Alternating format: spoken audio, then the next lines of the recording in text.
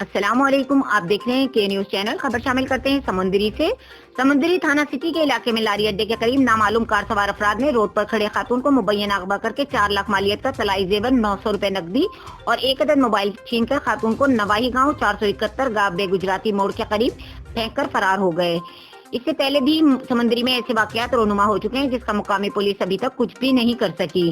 متاثرہ خاتون کے بیٹے نے متعلقہ تھانہ سٹی سمندری میں مقدمے کی اندراج کے لیے درخواست بھی دائر کر دی ہے۔